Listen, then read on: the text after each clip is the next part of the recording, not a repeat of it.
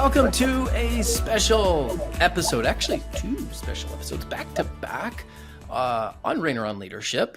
We are going to be talking buildings, building design. We've got two of the leading experts with us, Todd Brown and Isaac Brown from Brown Church Development Group. That's a lot of Browns. They are father and son. It is a shame that my father is not here to give me a hard time. Todd, I do expect you to give your son a hard time on this show. Consider it done. Consider it done. All right. Many of you may know who they are, but Brown Church Development Group, the longtime sponsor of Church Answers, they are the church facility experts. I would encourage you to go to churchfacilityexpert.com. Link in the show notes, but if you're listening, make sure you remember that URL, churchfacilityexpert.com. It's a great place to learn about everything that they are doing. They can just about handle any of your facility issues. And full disclosure here, I just hired Brown Church Development Group for my church as well. And Todd's already talked about just like blowing up our whole building, like putting a giant hallway right through the middle of it. And, you know, I'm excited about this. I'm really excited about it. Well, actually, you were kind of inspiration for this thing. I mean, you know, we what we're gonna talk about. I sat down with Isaac about, talking about some things, and Isaac says, let's talk about that Baptist tea. And I said, okay, well, explain that to me. So I think that's something we're going to talk about today. I think it's a great topic. It's not just a Baptist tea. There's other denominations involved, but I guess that's the technical term. It's a new term to me. We are not talking about testosterone levels. We're not talking about low T or high T. We're talking about the Baptist tea. Yes. Explain that. What is that? Yeah, essentially the Baptist tea is a nickname that we give to a certain style of building. A lot of the Catholic churches, the older churches, they were designed intentionally in the shape of a cross. And they started kind of with that chapel, and then they would do the wings. What we see, if you go to virtually any city in America on Google Earth, and you look up Baptist churches, and you look for just 2 minutes, you will find some buildings that are designed like the Baptist tea, which essentially are a sanctuary or chapel, usually positioned towards a major road. And then on the back of the building, you've got a T-shaped formation, and those are usually your classrooms or fellowship hall or something like that. And they're usually about the second evolution of that building. The second addition makes it the Baptist tea. They usually start with the chapel, and then they move to the addition towards the back. But we thought, we see a lot of these. They're a very difficult building to handle. So let's talk about them a little bit today. Yeah, and I believe the last thing that you told me after our meeting about what we're going to be doing together at West Bradenton is, Sam, on a difficulty scale, you are of a difficulty scale of 10. You are an 8.5. So thank you. So yeah. I'm more difficult. I'm a more difficult client. Todd, help us out here a little bit. That's kind of a little bit of the origin of Baptist tea. If you want to give more background there, that's great. Can you just explain why were buildings built this way? Well, I think the main thing was it was really a cultural alignment, that you wanted something really prominent in your community. So you put the front door right there on First and Main, and it's facing the community. And the most important thing is the worship of God. And so you come from the street. And what's funny is most of the parking isn't even close to the front door. The front door is on First and Main, facing everybody. And you walk right in, and let's get right to it. You have basically the worship space, and that was just core, and still is. It's core to ministry, but it aligned with the culture. We're here to worship our God, and then as it grew, you see the front door. You walk in. There isn't much of a gathering space. to it because we're there for the worship. So we get into the worship, and then the Sunday school. What's crazy about it is like a family. The family's worshiping, and the family gets up and they walk towards the front, and then they go to the other parts. There's Sunday school, and usually the furthest away is the fellowship hall. So, I think Isaac can speak to a little bit more to like biblical literacy and some of those kind of things. He's a little bit more up on that. So, Isaac, what do you got there? Yeah. So, like I said earlier, the evolution of the buildings, usually they started with the chapel style, which would usually just be the sanctuary, small narthex, tiny lobby, more of a breezeway. And then as the churches grew, especially post World War II, we saw a huge Sunday school boom in America. And so people needed to be more biblically literate. And so the natural need for churches was to create more space, particularly classroom space. And so because they positioned their initial building in the way that they did, they naturally would put it right in the back. And like Todd said, with all of the parking and stuff that started coming around, they would usually put their parking to the back of the building as well. And so naturally what you get is a building that's built for insiders, a building that's built for the people who are already there. And it's very intuitive for the people who are there. But if you walk into these buildings now, they're not as intuitive. And a lot of people across America have these buildings and they inherited them. And one of the things we're going to talk about are the cultural ramifications that having a building like this can have on a ministry. Yeah, let's go there, because I certainly see it in my own church. We have the classic Baptist T with an education building behind that, children's wing on the side, and then a fellowship hall behind that. Mm-hmm. And then tack on some offices to the north. We've got 5 buildings that are all connected. Used to be connected by breezeways. Now they're under AC, but it's a confusing mess. My church campus is a confusing mess. And Brown Church Development Group is going to solve all of my problems. I do expect you to solve all of them at a fair price, right? That's what everybody wants. Do it all and make it cheap. So for us, what that means now is we have flip-flop services. We have 5 services on a Sunday morning, 2 campuses, 3 venues, 3 preachers. So we got people coming in all over the place. Now what that means is you're entering not from the back, because nobody comes in from the street anymore. It's not First and Main for us. It's 43rd and 13th. But nobody comes in from the front on the 43rd Street side. They all come in from the back, which is actually the front of the sanctuary. So now if you're late, everybody knows it. So speak to some of the cultural implications, like you said, Isaac. Like what's happening here? Yeah.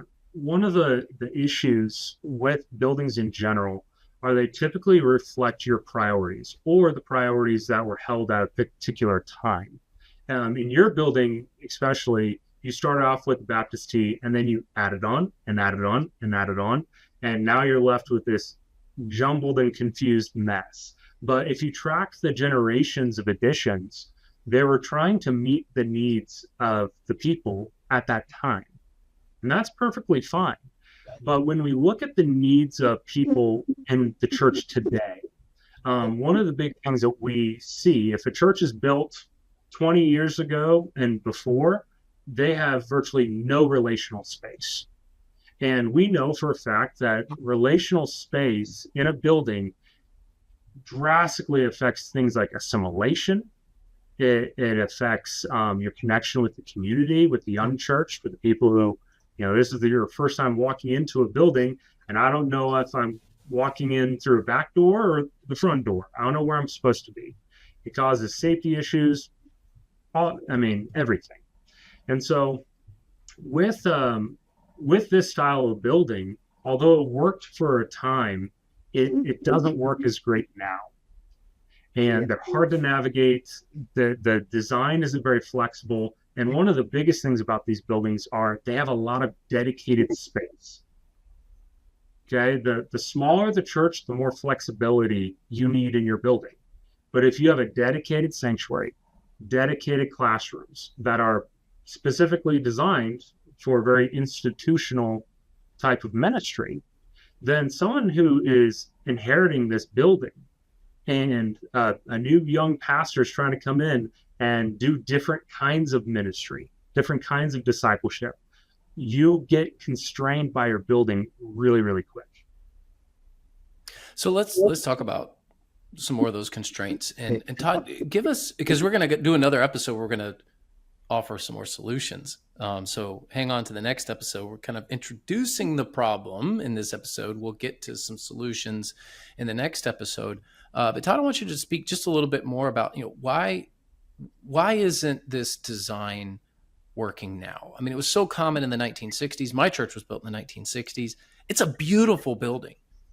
It is a beautiful building. 4 columns, big steeple, stained glass. Love it. But it just makes things hard. So flesh that out a little more. Well, I think the main thing that's changed is the culture in America. There are a whole host of people that have never darkened the door of a church. And so they're going to quote a building, not to a family. Their first experience is I've never been in a building like this. I've never been in a church. So the more confusing the building is, I mean, right from the parking lot. In your church, if you accidentally get in the wrong parking lot, there's not a chance you're going to find the worship space. It's true. That's true. Yeah, that's true. Right.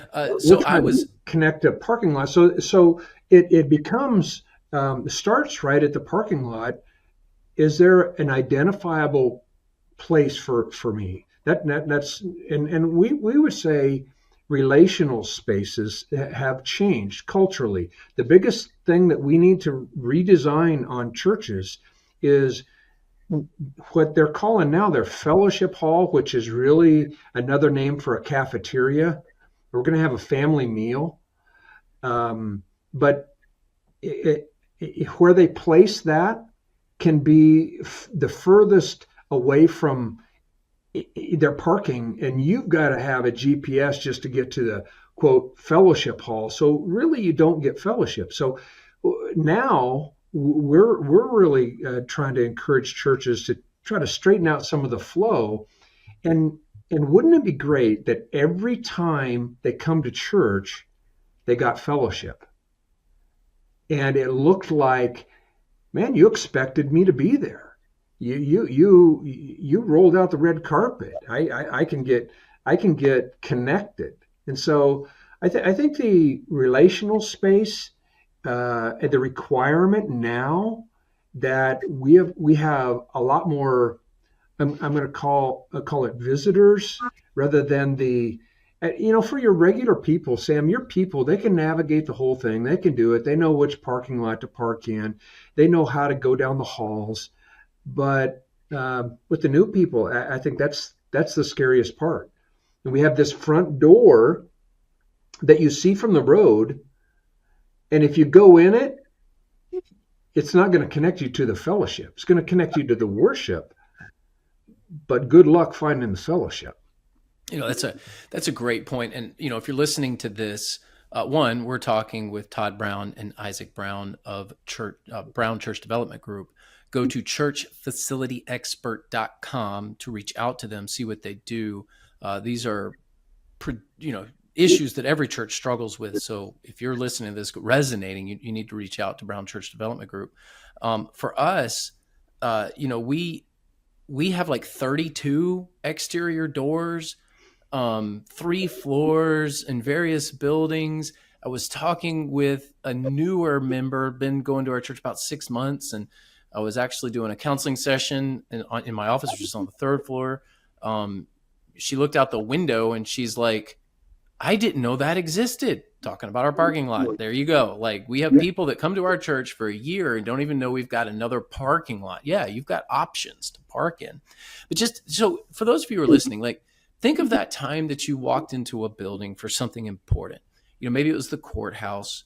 you've never been in the courthouse before, you've got a job interview, or something where there is a level of tension involved, perhaps even anxiety. Going to church for the first time maybe you don't have anxiety about that, but there's going to be a level of tension, particularly you hadn't been in church in a while, right? You feel the spiritual weight of that, and Satan's going to use anything to keep you out of those doors. So the more comfortable your people feel when they walk in, or even as they're exiting their car doors in the parking lot, the better for everyone, especially if they are new. So Todd, tell us a little bit about that experience that a new person feels. You talked on the relational aspect, but in your, massive amount of expertise, like, what do you do to help a church like me with that? Well, first of all, you got to make things simple. Make them obvious and simple. Just simplify the paths of travel. So, why it's not work, why it doesn't, the older style doesn't work is that they're hard to navigate, especially for the young families. And you just think about it, wherever your parking lot is, they got to turn, and it's got to take them to the right door. It's got to say, come in here in this particular door. And so I think one of the biggest issues is to create intuitive paths of travel through your building, and it starts from the parking lot. Or in your case, you have 3 parking lots. So if they end up in one of those 3, is it going to get them to the right spot? Someplace it's not going to get them lost. Yeah, ours. Thank you for reminding me how much of a mess my church campus is. It's amazing. It's only it's like 4.5 acres, maybe a little over 4.5 acres. How do you mess that up? Well, we found a way. And actually, it was just the way that it was back then. And you've got so many. I joke. The people that built the building weren't necessarily doing anything wrong. They were doing what was best practice at the time. It's just culture changes, things change, people change. Isaac, I'm going to put you on the spot a little bit here. Okay. So I've vented a little bit to you and to our audience about our problems that Brown Church Development Group is going to solve at West Bradenton. What's some of the more common problems that you see? So people call you and they're like, "Help! Our building's a mess. Can you do something here?" What are some of those problems? Probably the most common is a building style similar to the Baptist T. But the biggest issue is that they have done phases in the past that now they have drastically limited their options. They've aced themselves out, taken up space, and they're just trying to fix it any way they can.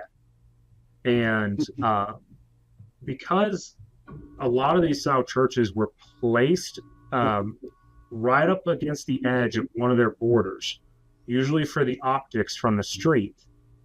And then they added on, it just reduces your options for expansion. The easiest thing to do in most cases is, let's just add a new space onto the building. If you can afford it, just add a new space on and it'll be fixed. But when you've taken up space over time and drained budgets, and the projects that you have done in the past did not have a return on investment, namely did not cause your church to continue to grow, then now you're in deep problem solve mode. You've got this Rubik's Cube of a building, and that's where our team has to come in and say, how are we going to make sense of this? How are we going to make this clear? And how can we get a building that actually reflects your priorities and culture today? Because that's the big thing about buildings. For a newcomer who comes in, they don't have to speak to anyone. If they walk in and they sit through your service and they just look at your building, look at what you value, essentially, they will walk away with an impression of you. And so what we want is for your building to reflect the culture that you want, right? And I would say those kind of situations are the most common situations we see. It's not someone with unlimited acres and unlimited budget. Let's just build something new. It's we've had years and years of making maybe poor decisions, and we've got to try to find a way to fix this. All right. So go ahead, Todd. I'd say getting giving you flexible design. So this idea of a space only serving one purpose. I mean, I know you've got a space on your facility that is, you said it's used your fellowship area every single day almost. And even though that's used every single day, we got to really work at keeping that flexible and keeping it productive, because it's the biggest room in your facility. We don't want to spoil that. We want to magnify that. And if there's ways to even use it more, that it's a challenge of a gym. I mean, most people's that have gymnasium, it's a challenge to utilize it in a ton of different ways.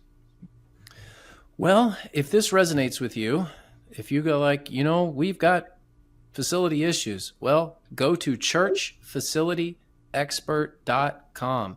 We've been talking with Todd Brown and Isaac Brown of Brown Church Development Group. Again, the way that you can contact them is churchfacilityexpert.com. We've raised some issues. We've talked about some problems. Now, in the next episode, we're going to talk about some solutions, some things that they are seeing.